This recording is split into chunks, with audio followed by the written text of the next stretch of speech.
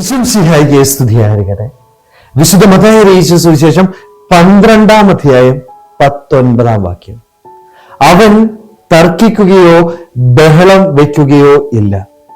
തെരുവീഥികളിൽ അവന്റെ ശബ്ദം ആരും കേൾക്കുകയില്ല. ഈശോയെ കുറിച്ച് പറയുന്ന മനോഹരമായ വാക്കുകളാണ്. അവൻ ശാന്തനായിട്ട് ജീവിച്ചു. വലിയ ബഹളമൊന്നും ഈശോ വെക്കുന്നതായിട്ട് നമ്മൾ കാണുന്നില്ല, അല്ലേ? അവന്റെ ജീവിതം എന്ന് പറയുന്നത് ശാന്തത നിറഞ്ഞ ജീവിതമാണ്. പിതാവായ ദൈവസന്നിധിയിൽ ഇരുന്ന് പ്രാർത്ഥിച്ച് അവിടെ നിന്ന് ശക്തി സ്വീകരിച്ചുകൊണ്ട് പിതാവായ ദൈവം തന്നെ ഏൽപ്പിച്ച ഉത്തരവാദിത്തങ്ങള് ബഹളമൊന്നും വെക്കാതെ ശാന്തമായിട്ട് ചെയ്ത് കടന്നു പോയ വ്യക്തി. നമ്മുടെയൊക്കെ ജീവിതത്തിലും ഈ ശാന്തത വേണം. ഒരുപക്ഷെ നമ്മളൊക്കെ ആയിരിക്കുന്ന ഈ ലോകത്തില് ഇന്ന് ഏറ്റവും പ്രയാസമുള്ള കാര്യവും ഇതേ ശാന്തത നേടിയെടുക്കാനായിട്ട്. കാരണം ബഹളങ്ങളുടെ ഇടയിലാണ് നമ്മൾ ജീവിക്കുന്നത്.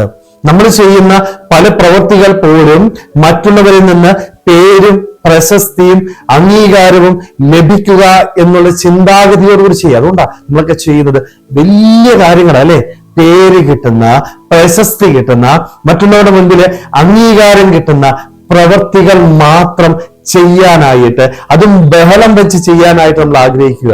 ഇവിടെയൊക്കെ ചിന്ത എന്ന് പറയുന്നത് ഈ ഉച്ചത്തിൽ സംസാരിച്ചാൽ മാത്രമേ മറ്റുള്ളവര് കേൾക്കുകയുള്ളൂ എന്നുള്ളതാണ്. എന്നാൽ ഈശോ നമ്മളോട് പറയുന്നത് നീ ശാന്തമായിട്ടിരിക്കണം. ഒരുപക്ഷെ ഇന്ന് പൗരോഹിത്യ ജീവിതത്തിൽ പോലും ഇതേ ശാന്തത നഷ്ടപ്പെട്ടു പോയി. നമ്മളൊക്കെ ചെയ്യുന്ന പ്രവൃത്തികളൊക്കെ വലിയ പ്രവൃത്തികളായിട്ട് അതിന് പേരും പ്രശസ്തിയും റീച്ചും കിട്ടാനായിട്ട് പരിശ്രമിക്കുന്നവരുടെ എണ്ണം നേറി വരിക.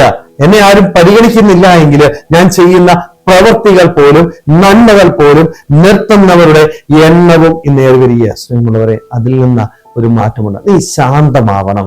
ശാന്തതയോടുകൂടി ജീവിച്ചാൽ മാത്രമേ നിനക്ക് ദൈവത്തെ കേൾക്കാനായിട്ട്. കാരണം ശാന്തതയിലാണ് നിന്റെ ദൈവം നിന്നോട് സംസാരിക്കുന്നത്. സ്നേഹമുള്ളവരെ, അതുകൊണ്ട് നമ്മുടെ ജീവിതത്തിലും ഈ ബഹളങ്ങളിൽ നിന്ന് ഒന്നകന്നിരിക്കാനായിട്ട്, ശാന്തമായിട്ട് ദൈവസന്നിധിയിലായിരിക്കാനായിട്ട്, പേരിനും പ്രശസ്തിക്കും അംഗീകാരത്തിനും സ്ഥാനമാനത്തിനും വേണ്ടി ജീവിതത്തില് ഒന്നും ചെയ്യാതെ പിതാവായ ദൈവം നമ്മളെ ഏൽപ്പിച്ച ഉത്തരവാദിത്തങ്ങള് സന്തോഷത്തോടുകൂടി ശാന്തമായിട്ട് നിർവഹിക്കുവാനായിട്ട് നമുക്ക് സാധിക്കുമ്പോഴാണ് നമുക്ക് ദൈവത്തിന്റെ സന്നിധിയിൽ വിലയുണ്ടാവുക. സ്നേഹമുള്ളവരെ, അതുകൊണ്ട് ശാന്തമായിട്ട് ദൈവസന്നിധിയിലായിരുന്നുകൊണ്ട് അവനെ കേൾക്കുവാനായിട്ടും അവൻ നമ്മളെ പഠിപ്പിക്കുന്ന കാര്യങ്ങള് ഈശോ ചെയ്തതുപോലെ ശാന്തതയിൽ നിർവഹിച്ച് സന്തോഷത്തോടുകൂടി ഈ ലോക ജീവിതയാത്ര പൂർത്തിയാക്കുവാനായിട്ട് നമുക്ക് ഓരോരുത്തർക്കും ആത്മാർത്ഥമായിട്ട് ആഗ്രഹിക്കാൻ ശ്രമിക്കാം. ദൈവം നമ്മളെല്ലാവരെയും സമൃദ്ധമായിട്ട് അനുഗ്രഹിക്കട്ടെ.